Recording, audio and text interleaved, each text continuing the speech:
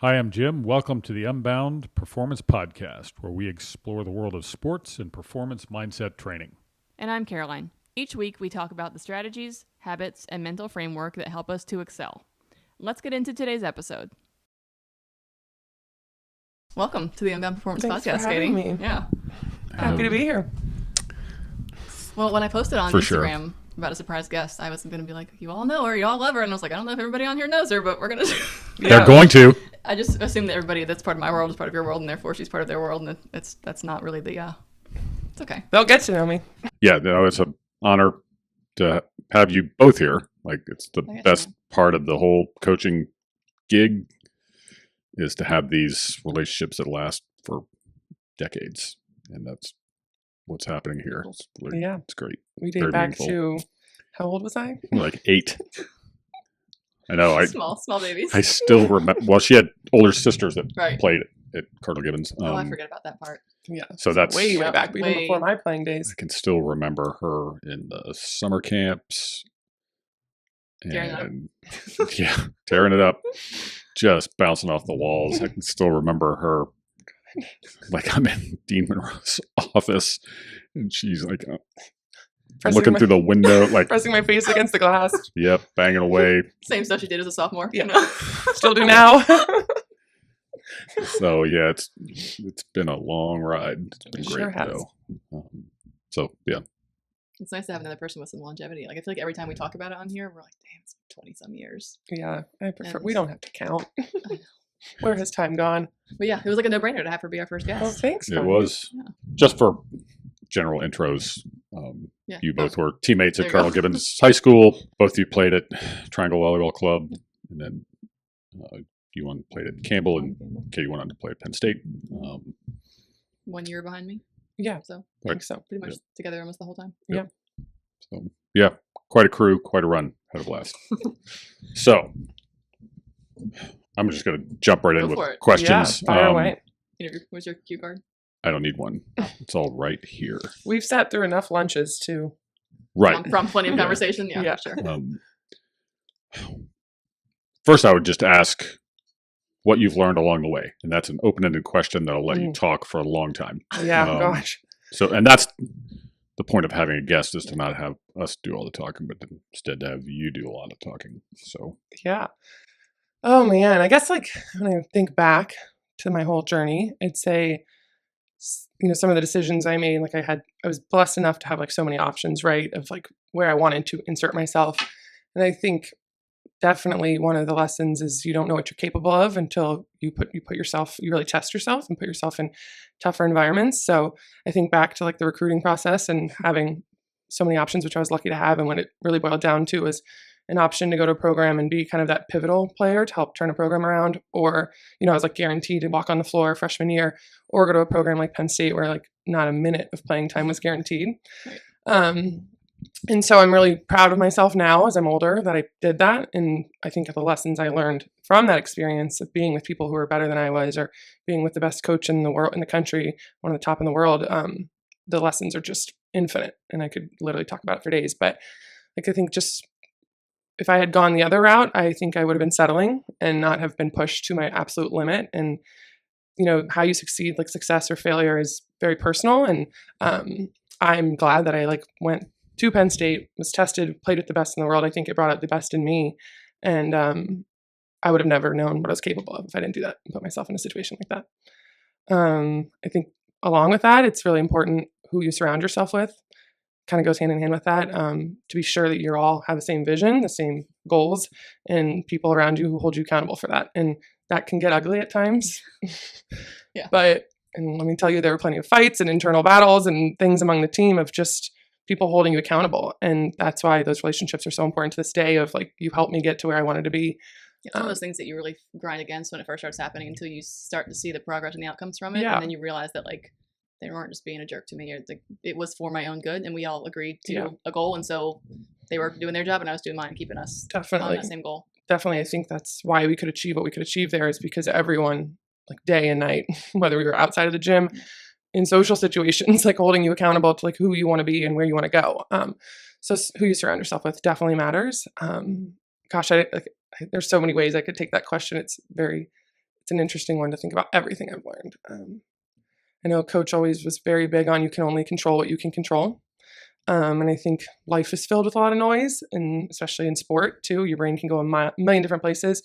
So when you sit down and you listen to what your brain's telling you, it's like, okay, when you just boil it down to the simple question, is this something that I can change or I can control? And if it's not, then it really does need to be out of your brain. And that is so much easier said than done in any situation in life. But that's something still to this day I carry with me. It's like, okay, can I do anything about this right now or tomorrow? Then I can't waste my brain energy on it. When you hear that from a coach, like day in and day out, it becomes like part of you. And Coach Russ Rose, who I was fortunate enough to play with, had so many good like life-isms that I think all my teammates and I still carry today, for sure. I know something that told me to it because I was mixed up if it was Kabbes or Camp, but I'm pretty sure I have the right Katie sitting in front of me for this one. But he mentioned at one point that he was having a conversation with you, maybe like sophomore year of being at Penn State, and that you had kind of had this mindset of like, I am so proud of the job that I have being on the other side of the net, training the starters, training that team that was going out there. So talk a little bit about that mindset, either whether it was a shift that took you some time to get on board with, or you came in knowing, like you said, playing time wasn't guaranteed. So like, let me do my best where I can, and that's going to benefit the team. So what did that growth look like? Well, it's so interesting because like you commit when you're 14, 15, right? A small child. Yeah, which is wild to me. And I think it's changed. I'm so out of the loop now. But when I made the decision to go to Penn State, they weren't what they were. So that was 3 years before they hit that dynasty era or whatever. They were really good. They were really good still. Yeah. They were still a big deal. Okay. Yeah, they were definitely a top team, but nowhere near that Right. dominating. Don't lose for however many years. Right. Yeah. So I didn't know exactly what I was stepping into. And then senior year of high school, they won the national championship. And that's when I remember it kind of turned in my brain like, oh, okay, you're going. Some serious. Yeah. And nerves for sure. And any player stepping to college level, you have nerves, but that was like a whole different beast to wrap my brain around. So, Freeman was always trying to get me in the weight room. Finally that year, I was like, okay, I got to get strong. I should work on that. I got to get better. Hard-headed 18-year-old. So I knew going into freshman year, we had 6 All-Americans returning. There was no way I was going to see playing time. So that was a year and Coach was very transparent with me. This is your year to get as strong and capable as you can for the next year. But you do have a role on that team. And that was, practicing. So you go from being this top college or high school player where everyone cares about you, whatever, top, and then you go to this and you're bottom back at the bottom of the totem pole. But I liked that challenge. And I liked being like, really, I was just thinking, how good can I get? How quickly can I get better? And then I'd say sophomore year, that's when a lot of doors opened for me. And it was fighting for every single minute of playing time. But that freshman year, playing with Nicole Fawcett and Megan Hodge, like I was their blocker. And I know like you could see the impact and, like blocking was my strong suit. And I remember some practices just shutting them down and being like, this is going to make them better. Yeah, and so that we can win. Yeah, we can win. And then going on to see both of them get named like player of the year and all these other things. And having conversations on that team of like everyone has a role to be that top of a performing team. Like truly it takes everyone. And if you weren't contributing, you were called out. So it was a shift, but Coach instilled in us, it's like, it's team. So that was and I'm sure Freeman and my other coaches in my upbringing, it was the cliche, we before me. So that was just the kind of player I was raised to be. And so I was dropping cliches. Yeah. That's all I have. So let's move forward. Most of them I get off bathroom walls and There you things. Yeah, sure. Bubblegum wrappers. Yeah, you're definitely preached that team mentality, but when you get to that level. Yeah, and it matters. Even I'm sure you see like in a professional life, how you carry yourself with your colleagues and how if someone needs help, you jump in, and that goes a long way in a company setting. So it is just a life skill you have to have. You know when you're working with someone who's incredibly selfish and you don't want to be around them. They're cancer. And in any relationship, like you have to kind of read those people and get them out of your life because they're not going to help you achieve what you want as a group. The 2 Katies, all through high school and club, Katie Camp, now Slaughter, they were so dominant during that like prep school period, and then being willing to go into an environment like that is, I think, really brave and admirable.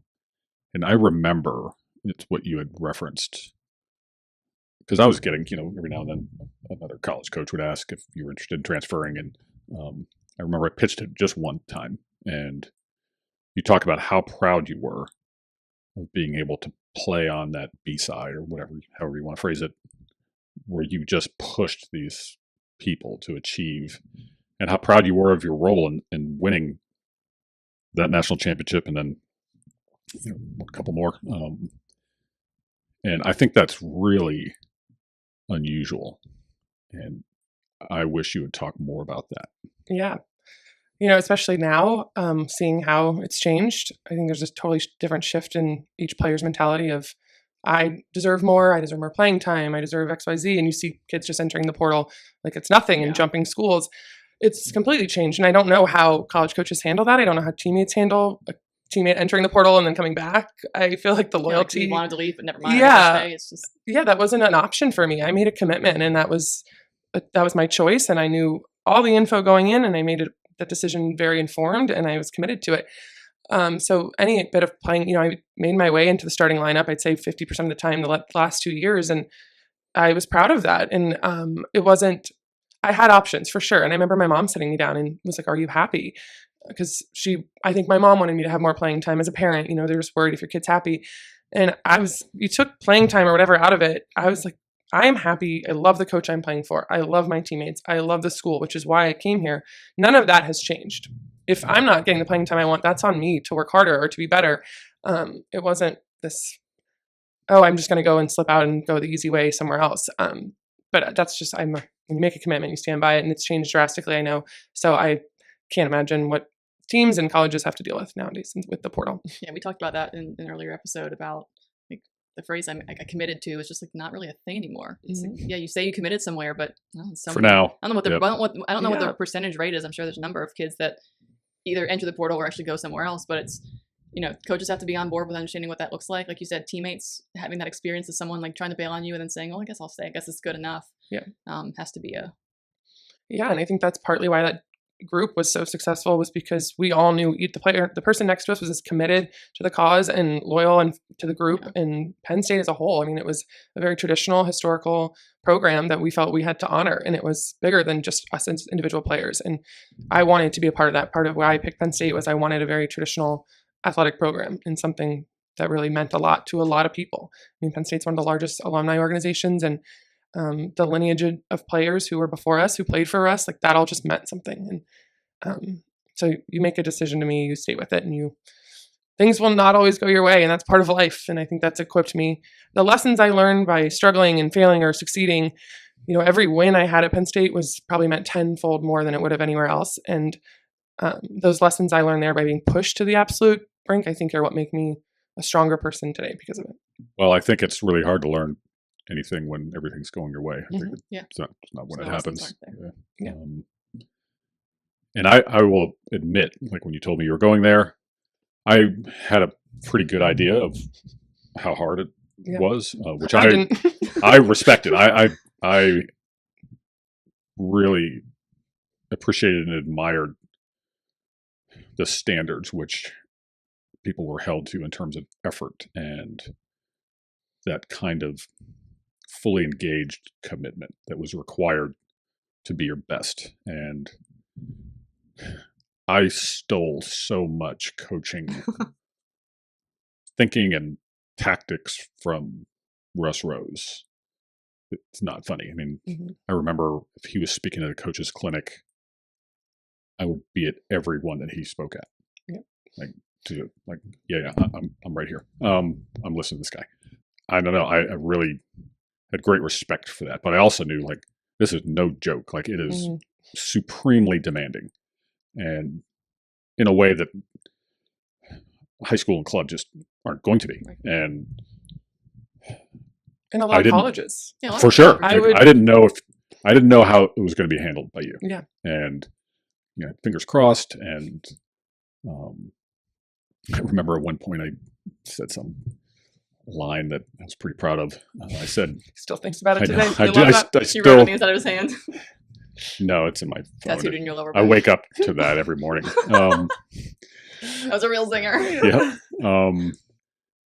I said something about you need to practice competing. Every second you're not practicing competing, you're practicing not competing, and that's not what it's about there. And you freaking did it. Like I was so impressed with who you became over the course of that as a person. But that is the beauty of doing a hard thing, and where you get a chance to, like you say, become everything you could be. And without that challenge, it's not happening. But the fact that you are willing to embrace that is what I think is really admirable. Thank you. It's very cool. Yeah, I mean, thanks for saying that. It means a lot. I think the things, looking back that I'm most proud of would be like, the compliments from boosters of not even physically. I mean, I had moments where like I would have my most proud matches, the best I've ever competed, but that's not what sticks with you when you get older. Like now looking back, I could name a couple matches that I remember, but I remember just the compliments on like my character or whatever. And like, that's, I think the point of all this, that as young players, if they're listening, or parents who are worried about their kids playing time, like it's more important that your child, like it's a sport, it is a game. And you have to remember that and remind yourself. And it's, are they learning the lessons that's going to make them be a successful individual in life? And that's really all that matters. Are they happy, and are they learning and developing and growing? Because that's what really, at the end of the day, is what matters. Yep. I thought it was interesting talking about how you chose Penn State, that you wanted like a legacy program. You wanted a school that's got involved alumni. Like you wanted that sort of big picture and you went somewhere knowing that you might not have guaranteed play time. But you wanted that full experience. And like, I'm not as tall as you are and wasn't as athletically gifted. So when it came to me, I knew going in that like, once I played my 4 years, that was it. There was no question of me even considering going beyond, which maybe at some point was a consideration for you. So I wanted to go somewhere where I could just enjoy playing my last 4 years. Didn't have to be the biggest and the best, but I wanted a school that I loved. I wanted a community that I loved, and a school where I could have a decent chance of getting some playing time. And he's heard my woes about my coaching experiences there. But you were still pushed there, like, hey, for sure, you're going to play a new position. Things like that you could have run from. And I mean, I went there to set, which was not anything I ever did for you in high school. So for sure, I went there taking on a challenge, which I appreciated. But like you said, going into now in the workforce, of those more well-rounded things that you take away more than just like, I mean, I'm proud to say that I played a Division I sport, as I'm sure you are. Like but I'm to a point now where like, on a team meeting, it's like, tell something cool about you. I'm like, well, I feel like it's old news at this point. Like, it's cool, it's great. I'm very proud of it. But the things I became from that experience, relationships, challenges, time management. Like when I got my first job out of college, the person that hired me was like, I didn't look at your resume. He's like, I just saw you were a college athlete and was willing to talk to you because I knew the skills that came along with that. Hopefully. Hopefully. Yeah, right. Yeah, definitely. For sure. So just that kind of idea of that team mentality, and it's more than just playing the sport. And I ended up getting there and not being able to play because I was injured. So I still was able to, though, to stick around and have that experience. So I think it just is a testament to like, no matter where you go, like there are opportunities to take lessons. Yeah. And I think like you can't define yourself by the sport. And like, to be honest, I had teammates who did that. Yeah. And if they played bad or they got injured, it rocked them to their core that they were not okay as humans. And we had to like take them in and be sure. And that can't be, and you can't, I can't be 20 years out defining myself by this Penn State experience, but I define myself by the characteristics that I developed there. And that's something I don't know where that comes from, if it's family or other things in life, but I never defined. I was Katie, the volleyball player. I was not the volleyball player, Katie. Right. And I think you have to have a strong identity or strong sense of self to weather every challenge. And that's like you asked the big question at the beginning of lessons learned. I think one, too, that's extremely applicable to life. And I see it in coworkers or friends in life now. Coach would always say, you can't ride the highs too high or the lows too low. And it was easy when we were young, when winning a national championship, to think we were God's gift to this earth and the highs were just so great. But like we had very low lows in practice, we had very low lows in training, and we just knew that was part of it. And you had to stay steady. Why we would repeat as many times as we did is we got to the Final Four and we were just calm as a cucumber. Of course, and I'll see it in the workforce. Like people get emotional about not closing a deal or having a bad month, and I'm like, this is just part of it. Snowballs every year. And I become kind of the sounding board for a lot of people because I know like Katie will be calm. I can just talk to her. She never gets to. I'm like, this is just part of life, and you'll like anything. I've been through periods in life where it's hard, and I'm like, okay, this will get better at some point, and just being able to kind of steady the ship consistently is like a life skill you have to have, especially as you get older, because life ain't easy. I always think about like going from a program, like a high school program that we came from, where winning was what we did. But also looking back, like it wasn't always that hard for us to win. Like we were a supremely skilled and stacked team, and then you throw you two in the mix, and it was just like, I mean, there were schools where we were like, let's just miss a serve, let them score a point. Like there were, I used to, my highlight was, I remember hearing about this. I still tell people about this, was I used to stand in middle back and just count how long I could not move my feet. And I just Give a number to Freeman. It's been 47 I years. lasted 27 seconds. We're gonna edit this out. No, we're leaving this for sure. But I think it's because like you said, you go from being like the people who get scholarships or even just go to play, walk on, are typically the best of the best. They were the best in their team, and then you go and you start back at the bottom, and you have to go through that program and learn what the new shift is about and what the new coaching style is. It's humbling. It is truly super humbling. And I think we were blessed, and I'm just not shooting smoke up your ass, but like I think we were blessed with a very good high school coaching staff of like, I told him one day I'll never forget. I mean, we've rolled our eyes at them all the time for things they had us do because we thought it was stupid. But looking back, one day we came into practice, like we probably went to Wendy's and had bacon cheeseburgers beforehand, and then it was practice time. And I remember Karam came in and was like, all right, we're going to practice this new warm-up. And we're all like, what do you mean we're going to practice a warm-up? I told you about this, and you'll probably remember. But like, it used to just be hitting lines, peppering with your partner. And it went to this like 100 ball tosses. Yes, these weird tossing formations starting on a knee and then both knees, and then we would like run down the lines and come up the sidelines, and then we would block together, and we were all like, what? This is so stupid. We're gonna look ridiculous. And like our zippers had to be zipped to here. It was this very like at that age seemed so army-like, and like people are gonna think we're weird. But looking back, like you set the standard for everything that you do. Not just we're gonna go in and we're gonna win. We're gonna play the best, but like everything we do, we're being excellent here. We're warming up in a strategic, excellent manner. We're intentional. It's very intentional. Yeah, and it keeps your mind like when we got off that bus, knowing that we were about to go do that. It wasn't just like get off the bus and willy nilly start warming up and see what happens. Like it was a structure from the moment we stepped on that bus or got in the gym to ending the game. And I know not everybody has that going into their like higher level programs, but I have to imagine that had some kind of impact on at least understand. Not the same. No, I mean, I was very fortunate. I mean, Freeman's a large part of my success, or even who I am, because of very much developed like my mental side of the game and myself.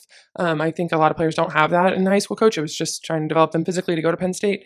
And then the discipline, what I was taught at such a young age. And even like AAU basketball, I had like a very technical coach who just, everything mattered. And I mean, same at Penn State. If you weren't, you'd be called out. Like, why are you doing that? That's not part of where we're going. Everything had an intention and a purpose, and like the little things matter. I think Freeman would always talk about characters developed with what you do when no one's watching. And, if you had a lift by yourself and you didn't have the trainer or a teammate there on you, like it was still on me to be sure I was doing every rep as hard as I could. And those little things add up to your daily habits, add up to where you want to be in life, for sure. Do you have any advice for, you said it's not just when you're in the gym, but when you're in social settings and holding each other accountable there, that can be challenging for a teenager to stand up in a social setting where other people are around who might not understand what the team's mission is.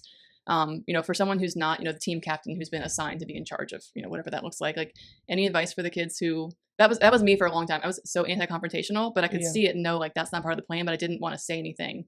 I've gone like the whole other direction now in life. Like I can't keep my mouth shut. So somewhere in between is probably better, but like, what did that look like for you going from, having to not just keep people accountable on the court in the gym, but. Yeah. I mean, a prime example I can think of was my junior year, we had 9 freshmen come in, which is you take a national championship team and you flip it upside down. And that normally it's 2 or 3, you just train up and get them acclimated to the culture. This was like they became the culture, and we had to find a way to get them to go do it the Penn State way. And there were very hard conversations or just team meetings of, listen, this is not how we do things here. And they were a strong-willed, strong-minded group. But it's just reminding of like, we've done this before. We know what it takes to get there, and we have to blend the two worlds somehow. And we can have this journey be filled with conflict, or we can all try to remind ourselves of how we want to do this and how we want to hold ourselves accountable. I think one thing too, I just was thinking of when we were talking about this is like, I think it was Karam or Freeman, Curtis, maybe even in the high school eras and truly this was like a light bulb moment for me as a high school kid, because you're so, what's the word, egotistical, or you think it's just self-centered, like or you're just so focused internally on you. And I think Katie and I were probably running around acting like idiots and not thinking anyone was paying attention. Never happened. Just said it before we could. Yeah. And I remember somebody saying to me, people are watching you, whether you know it at all times. People are watching you every second, whether you're on the sidelines or on the court or getting water in the hallway, talking to your mom. And it was like, I didn't even think outside of myself what message I was sending with my body language, or, when a coach was talking to me, crossing my arms, what that looks shut off. It looks like you have an attitude. And it truly was transformative. And I still think about that to this day I'll watch adults and I'm like, what do you think you're doing? Yeah. Like, oh my gosh, or body language in meetings. I'm like, oh my gosh, come on. So that's a huge life lesson, I think, as well, is like, whether you know it or not, people are just, that's how we're wired as humans, to just observe and take in information. And so it matters how you shake someone's hand and make eye contact. If you hold a door open for someone, if you thank the waiter, like these little things, it defines how you're perceived in the world. Yeah, we always gravitate towards parenting on our podcast because it kind of relates. We're talking about, kids and just it's such a shift in like the way you and I grew up. Probably we were probably on that generation. It was kind of like somewhere in between of like, just having a lot of manners versus like the super self-centered, like helicopter parents. Like my parents were not helicopter by any means. I don't think yours were either. Nope. But they were involved, but they were more supportive than like controlling. Yep. And I just think it's interesting to go through, like you said, that those life lessons, like when do we learn them? When do we allow ourselves to hear the life lessons and decide like, I'm going to make a shift? Like for you, like fortunately it was in your teens. Yeah. I don't know, kids today, it's going to be when they're 35. I don't know what that looks like, but I think having that mindset of, anybody that you mentor or you coach or you mentor, someone at work that you relate to or have conversations with, is the more we can demonstrate those skills to other people in any environment. Like, it's like spread the love, baby. Like this is what we need in humanity and in people, and for young athletes to have these skills, because it's very easy these days to be very self-centered with social media and the parent involvement and negative and the pay to play. And like, there are so many forces against kids having those life skills. Yep. Stacked It against matters. people a lot, and it matters what decisions you make and how you take advice and criticism. And how were you able to handle, because we talk about how hard that environment was from a training aspect. I mean, it's really, really hard. I've been lucky to watch practices. How were you able to almost like run to that instead of like fade away from it? That's a great question. I mean, it was a huge leap, right? In just the training regimen, the intensity. I quickly learned like how rough it was going to be. And I'm like, oh my God, this is gonna be the next 4 years of my life. From my first bike sprint workout to not being able to walk up to the locker room to like literally taking a nap on the floor because I was so tired. And I was like, okay, if I'm going to mentally fight this every single time, this is going to be the longest 4 years of my life. Yeah. And I don't know who, I just remember having a conversation about, you have to learn to love this grind. Like you have to find little joys in it. And that looks different for every single person. If it's that you squatted 5 more pounds that week, like mentally celebrate it. And that phrase, like love the grind, is like something still in me today. Of when I like this job I started, I was not good at it the first 3 months, and I was having mental breakdowns about like, oh my God, what am I going to do? Do I need a career pivot?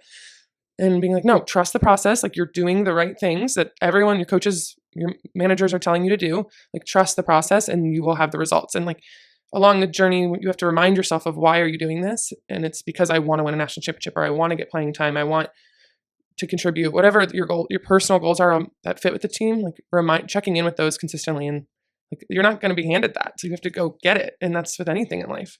So I get very frustrated to this day of very passive people, because I'm like, I want to shake them. Like, you are capable of so much more, but you're not doing the things that it requires to get there. And this, like, I'm deserving of it, or it should come to me, is a mind-boggling concept to me. And unfortunately, I think that's like on what you're saying, like becoming more the norm in society. And I don't have kids, but I just think challenge them with the littlest task daily, and you develop those life skills to take on harder things. It's such a full life, like 360 life skill. It's not just in sports. It's not just in challenging things, like anything. Like, you commit to doing something, follow through, see what happens. If it's a failure, great, learn the lesson, move on, pivot there. But yeah, exactly. Well, that's, some people may not know, like, you played on a team that won 109 straight matches, which is far and away the record. And you left out a keyword, 109 straight. Wasn't total. No, I said straight, didn't I? Nope. you said 109 total. Oh no, 109 straight matches, like, which is. Just want to correct We'll that. go on the playback. I said it in my brain. I'll cut it. I'll let it go twice if you said it the right way. Okay. There's no way that happens. I was lucky enough to be at that national championship in 2009, which is one of the most unforgettable sporting events I've ever attended. The intensity of it, both teams just raging. And I would say there's no chance you win that match if it wasn't for all of those days before training really hard. Where I want you to speak to that. Yeah, I think Coach did a phenomenal job of, I think he will admit it now, he wouldn't admit it then, that he knew the talent we had.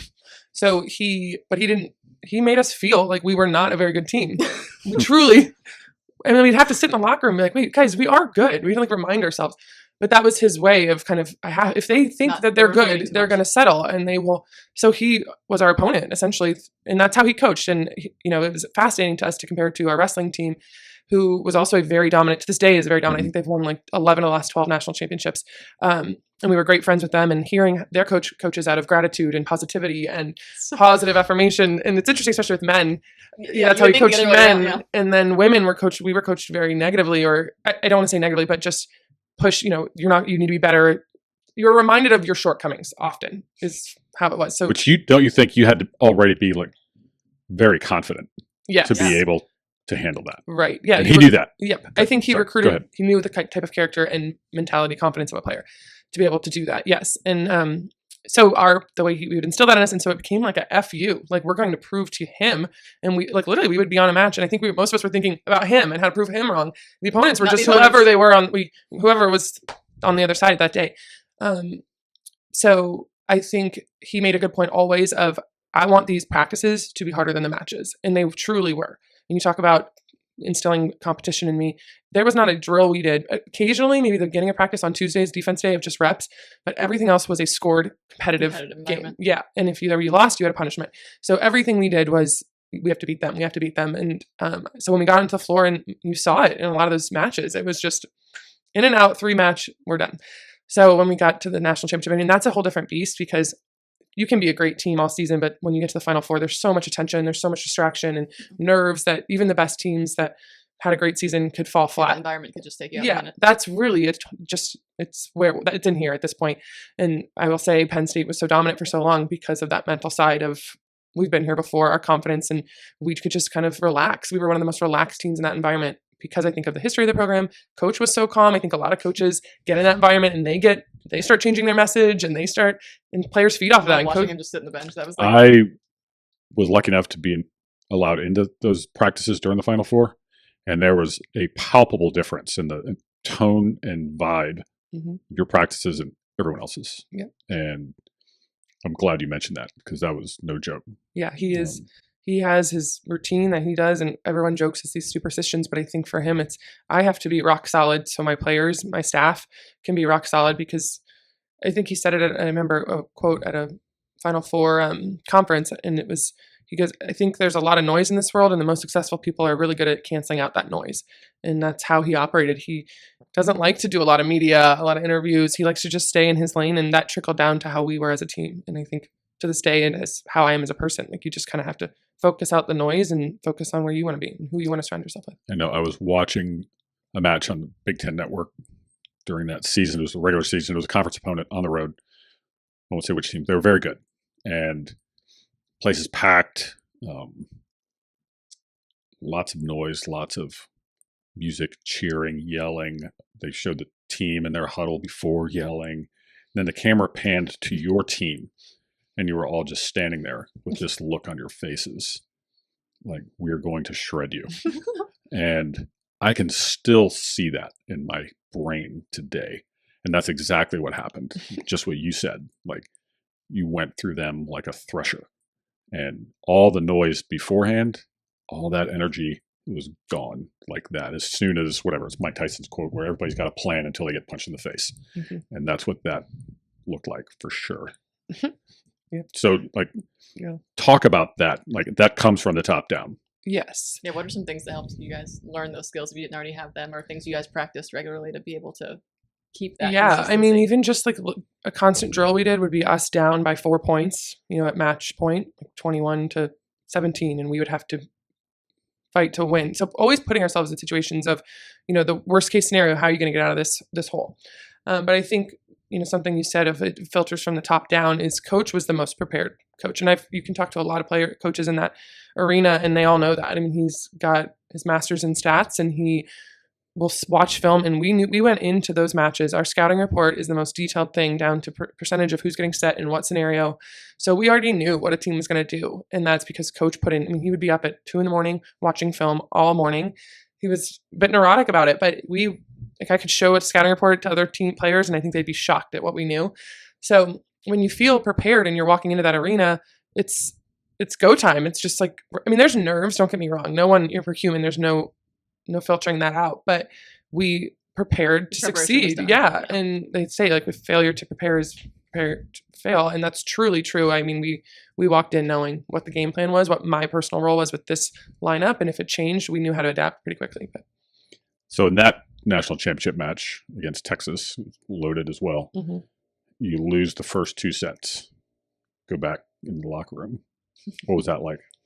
it was a very interesting dynamic because it was our last match for 2 of our best players. So, who were leaders. And I think they were a bit shell shocked. So we go into that locker room and the people we would usually look to are kind of sitting there bug eyed.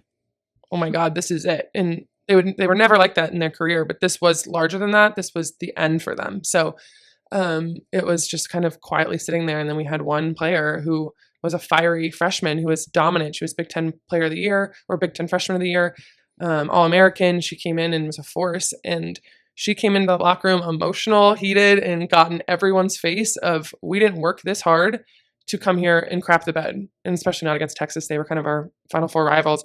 And she just let it all out emotionally. And it It's just incredible. That was a freshman. it gave a spark. You could see the upperclassmen kind of surprised at her for speaking up because she was never in that way.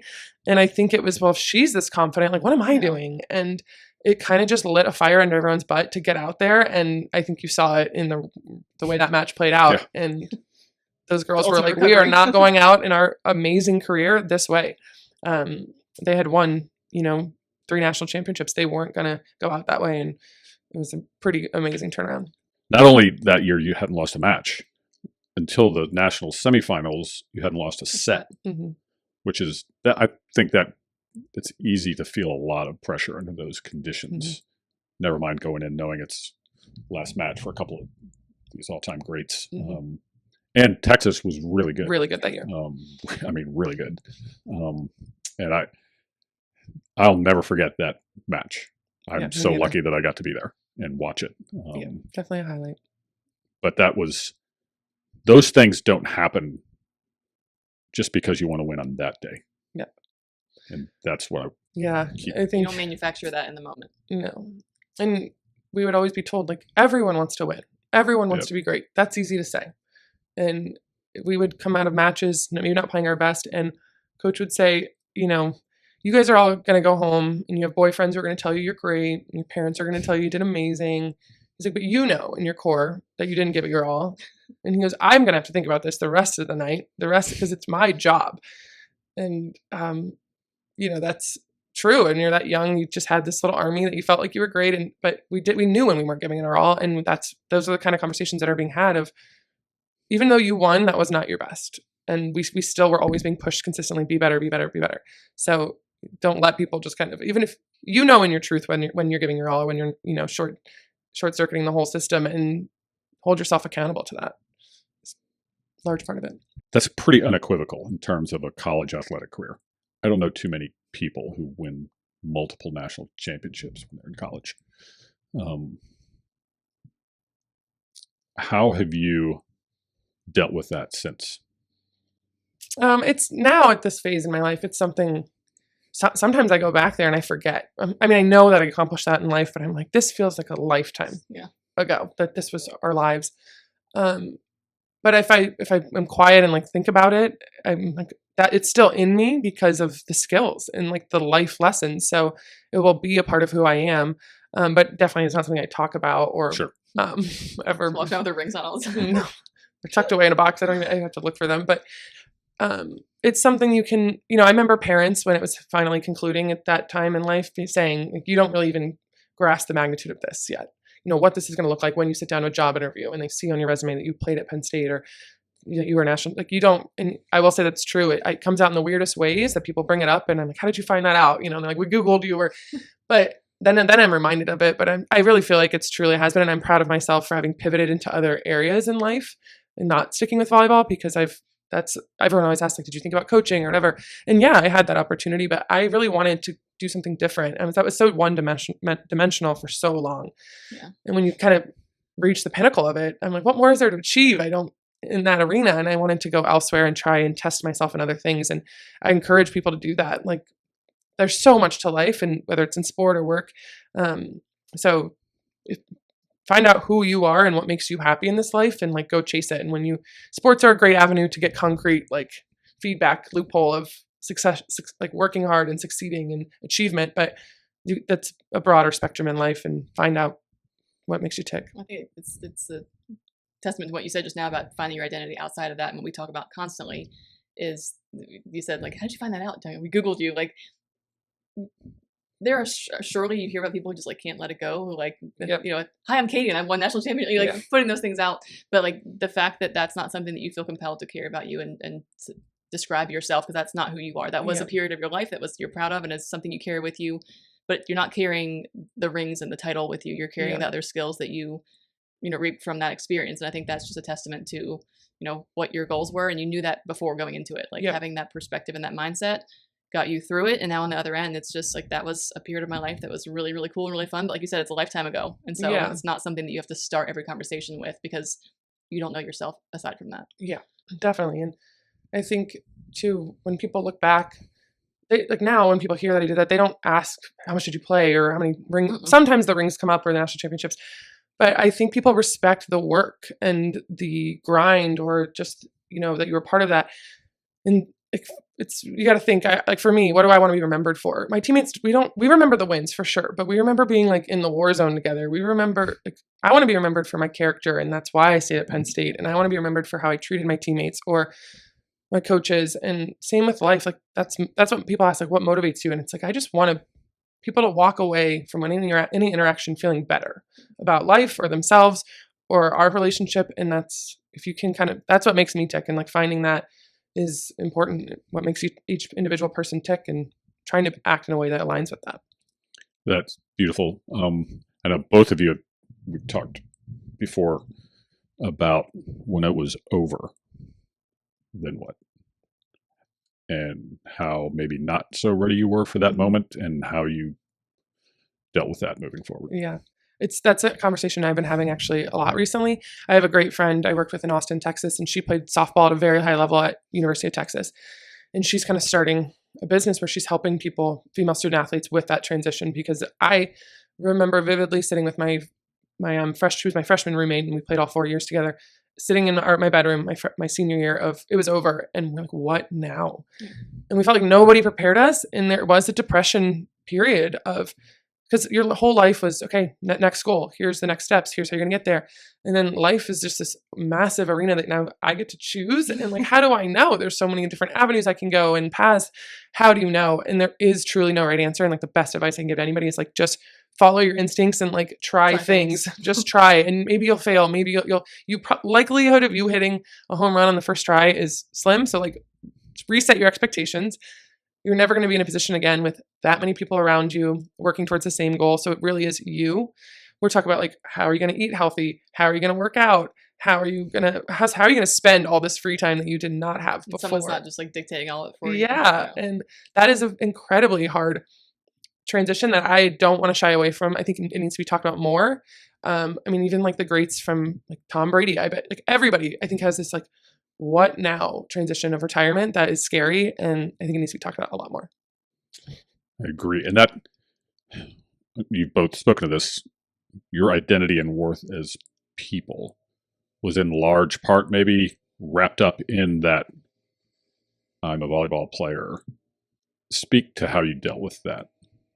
Like dropping volleyball and then during even, and that, because you touched on it before, but then after, like where you have to like redefine yourself or decide who you really are as a person and what really matters to you as a person.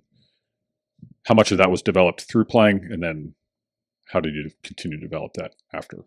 Yeah, I think like it's, for me, being a part of a team sport all the time, it was about relationships. So I think that came naturally for me when volleyball was dropped. Is I got a lot of joy, and I'd say if you're picking where to play, really pay attention to who will be your teammates, who will be your coaches, because that's really the difference. Like they're going to show you all the glitz and glam, but like, no, it's who you're riding the bus with at 2 a.m. and who that's what matters. So I think volleyball instilled that desire of people and just wanting connection. And so I really had to foster that when volleyball was gone. And probably still to say, it just comes natural to me to want to, when I'm with my coworkers, spend more time with them outside of the office setting, or just getting to know people for who they are and appreciating them for that, and building those strong relationships is it's very intentional in adulthood when it was just so given to you naturally. Here are 10 people you're going to hang out with. Now you have to be selective in who you're spending your time with and who fills your tank with good energy and who fills it with bad. And the older you get, the more I'm quicker to just say, I feel like crap when I'm around that person. Like, why am I spending time with them? Or it's not mutual. What am I doing? So you just get really clear on who you want in your circle and who you don't. And you have to be very intentional about it. I feel like that team mentality, when you have a team for so long and it's these people, and then next year it's these minus some plus some, and you always have that group of people that, whether it's changing time to time, it's constant that those people are around, and then you're not on a team anymore. And like you said, that relationships and having people that are kind of your core circle is, for me, it was defining for me to have my group of people. Like, I'm not like the girlfriend that has a million people, but I have my core people, and that's what's important to me. And I think I developed that need and desire to have those people that are like, I know these are like, even if it's 4 people, if these are the 4 people in my life I can count on right now, I would way rather keep those 4 people and spend my time with them and invest in them than have 24 people that like might come to my birthday party and drain you and make you exhausted and feel like you're getting dragged into everything. And so, whether it's intentional or not, I think that team, when you grow up in that environment of team, you kind of like intentional relationships, relationships that you need to build a new team that's not sports related, that's not people that maybe even have the exact same goals in mind as you, but you have the same mindset, the same mentality, and the same like pushing forward together and supportive. Yep. Interesting. That's well, I know for me as a coach, I really enjoyed the relationship dynamic. That was when I got into coaching, I never thought I would coach teams that won ridiculous amount. I enjoyed being in a competitive setting. I enjoyed the connections and relationships, and it was so much fun. And I've been lucky, across time and space to have that continue. But I think that does speak to some of what you're like. I think you were lucky that you had people along that way that you wanted to connect with and knew they cared about you. And I think that's where it's incumbent upon coaches maybe to make sure that is a real part of what's happening. And it's not just, I use these players to win games so I can get a new contract or whatever it is.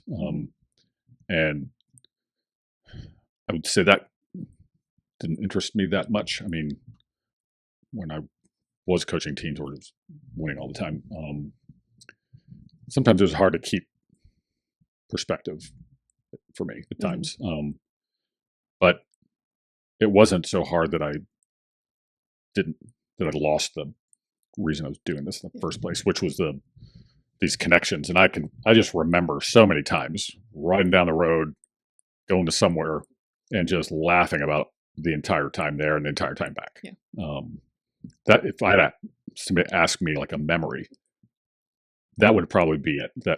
That's what I had an overall sense, especially with your group. And I think you were pretty lucky with where you went to play, and that probably continued on a certain level. Not that I know Russ Rose loved being with you guys and being your coach, but are there things you wished you would have experienced or learned that you didn't until it was like well after? Things you wish you knew before you jumped into it. I mean, there's no way to see the full picture, I think, ever till you get into it. So I wouldn't say like there's things I wish I knew, because there's no way to. So you can't go change something that's just impossible. Are there things I would do differently, I guess? Maybe that's what I'm asking. Yeah. I'd say that's so interesting. Maybe I'd prepare a little differently going there. I would have listened to you and got in the weight room a little earlier. Because one of the first conversations with Coach when I got on campus was how I needed to get stronger. Weird. I'd say no. I mean, the nerves for me were like a really real thing. And for everyone on my team, I mean, it was such a high pressured situation, and Coach was very quick to pull you off the floor one mistake in. So it was this pressure bubble, and every player dealt with it differently. I wish I talked to our sports psychologist more in my time, because like even the best players like Krista Hermato or Nick, they were seeing him regularly. And, like rewind, this was, God, I don't want to date myself, but 13, 14 years ago, mental health wasn't what it is now. Right. For sure. So there was a stigma around seeing him, and like you wanted to If you did, appear. you were having a problem. Yeah, you wanted to appear like I have it all together. But there were, especially in my role, I was kind of what you'd call like the sixth man. So I was like the first sub, and similar like you got moved positions. Like I was a middle one year, and I hadn't played middle since 8th grade. So I had to become like very ready to go in, like sitting on the sidelines, being called in to be right side, middle, or outside, like at any given moment, you didn't know what position you were going to play, was very tough on me.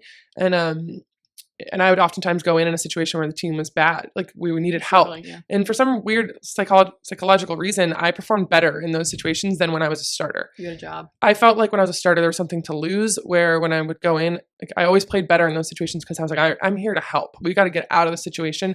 And mentally, I would perform very well in those situations. So coach knew he could trust me. And but looking back at those times when I was starting, like why couldn't I lock that down? And like I just wish I asked for help more in those situations.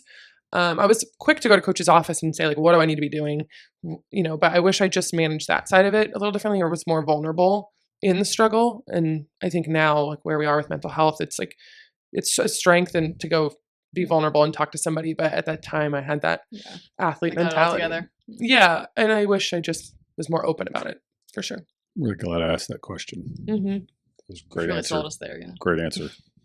I know. So subscribe and listen more, because if you can get your brain wrapped around these things quicker, you're winning. By the way, she did not receive the questions beforehand. No, that was off the cuff. Yep.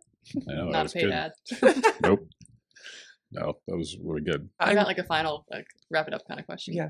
I know. Just to like lighten it up a little bit. What time is it? Yeah, would you? 129. All right. Oh gosh. I know. I this was so much fun though. I mean, it was a blast. Keep going all day. Yeah. We could do it offline, really get into the nitty gritty. I know. Just like take the mic away and I can really tell you the answers. Kidding. What are there any like behind the scenes type like blooper funny things that like people would be curious to know about, either playing a college sport or playing at Penn State specifically, that you can share? Yeah. That people would just find like funny, interesting, quirky, weird. Oh man, there's so many. I don't even know. That's a really tough one. Like any like preseason things you guys all dreaded as a whole, like you knew they were gonna have to do this, or like one, I think you talk about like how Penn State was so relaxed. Like there was a lot of tradition behind the scenes that people don't know about. That was just, we were like, coach was superstitious. He had his routine. I'm talking down to like the sentence he would say at the end of every scouting report, like any addition, subtractions, reason to be concerned. Didn't think so. And then, like that was said at the end of every scouting report. All the way down like to traditions of, we had what we call like our pregame freshman skits. So freshmen were in charge of doing a funny skit before we ran out every match, and that was like, it was hilarious. Some of our best college stories are from those skits, and they were very inappropriate or like before matches. Yeah, right before we'd run out, and they were always on theme with maybe who we were playing. Like we'd roast the team before, or something funny happened in practice and we'd reenact it or whatever. But that was they're some of our best memories, and there's a great way to know the freshmen. You just throw them into this vulnerable state of make fools of yourself. But we had a very like well-oiled machine, and that was a way to just laugh and get out all the nerves before we go out to whatever match. So that's like a little behind the scenes thing. I think don't ever take yourself like so seriously, even if you're about to be on ESPN primetime and you're the biggest stage. Feel like you're gonna poop your pants. Like just keep the fun of it. It's a game, and we were good at. So that lets some of the air out of the balloon a little bit. Yeah. Whose idea was it to do those things? When I got there, it was what they had been doing for years. I think it was a tradition from like the 90s, 80s. I don't know. It was just a part of the program, and they're like, "Oh, this is what you do." And also, you have to get coaches' papers every morning at 8 a.m. and deliver them. You have to carry coaches' bags when you travel. You have to, man. Yeah, there was a whole like indoctrination that happened, but it was know your place, and you earned your respect on the program. Yeah. Interesting. Yeah, I mean, you made us carry your bags too. I did not. Yeah, right. We're like, Freeman, carry your bag. Yeah, I know that was more. Whatever you Other way say. around. Yeah. Just keep winning. Yeah, that's right. That's right. And I remember when you were freshmen and we had thrown you out of a practice, and the other Katie came walking over, sweet as you please, and said, "I'd like to know why she just got thrown out of practice." And I remember I'm sitting there. Who do you think you are? Part of me is thinking, Excuse me, sir. the sand this kid has to walk over here, which I loved. Like, I really did. That's Katie. Yeah. And the part of me that spoke was the part that said, you get your ass back out on the court or you're going to be joining her. Right out there with her. I can still see the look on her face. She's okay. She just turns around. She's like, just a question. Yeah.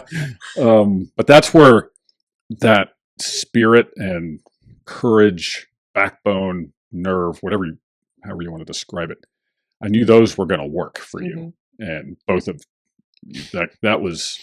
I think that's a key coaching characteristic for you. Was like, it wasn't like we all left that program all the same. Like you figured out who we were and let us be that. Like, you could have very well booted camp out of practice and been like, get the hell out of here, go join her from the start of her asking you that question. Meanwhile, you're sitting here laughing at her, like appreciating that she had the, you saw the irony. Yeah, you saw it. And I think that's something to be said about just the environment of that practice and the types of athletes that you pumped out of that. Was, I mean, yeah, there was a lot of just natural talent that came through, but at the same rate, like what you did with that was not necessarily done in volleyball drills. It was the time on the bus. It was the time in between periods sitting in your office talking about whatever it was that I really feel like was why probably the three of us are still sitting here today. Yeah, it was a deep bond. Yeah. Well, yeah, it was. I was very blessed over a long period of time, and having people like you two show up is for sure. Like, who gets this lucky? That was. You do. I did, and I was never. That was never lost on me. I will say, like I remember we had gone to California, Archbishop Mitty, to play in that tournament first time, and I'm sitting there, and Kerry Walsh's name is up on the Player of the Year banner hanging in the gym, and Stanford and UCLA are on our court, and I'm just laughing to myself, like, how did we get here? What am I doing here? How did this happen? And the fact that it's just. I don't know, anybody who knew who we were, who I was. I remember we were so not good that, we didn't have a JV team. Come from that to like, the turntables. Yeah, really. Like, it was just Russ Rose's phone number is in my phone. I'm hanging out with Andy Banikowski. Yeah. I mean, it was just ridiculous. Like, wild tournaments. That I never have saw that perspective. coming. Like, we don't. We just came in. Yeah, just in know and out. what it was. Yeah. Yeah, I mean, because by then, we had won a bunch, but I will say that those teams, like, those are the best high school teams I've ever played in North Carolina. Like, you don't have like 9 future Division I players on one team. It was like, it was an era. A little anomaly there. That was crazy. So it's a lot of fun too, man.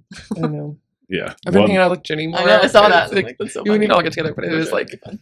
but you have a bond, Yeah. You like go through that type of period together, and it's like it will be a bond for forever. Well, that's the cool thing about coaching, as opposed to like if you teach a kid maybe 1 year, whereas coaching it could be 4 years. So like whether it's your bond with Russ Rose or those teammates, it's, and even like when you went back to speak, like I saw a couple of messages, and I think that's just so powerful, such a meaningful part of all of this.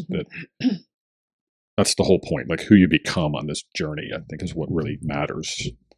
And your rings are in a box somewhere that you can't find. I have one ring. Like when we won the 10th one, like, got a ring.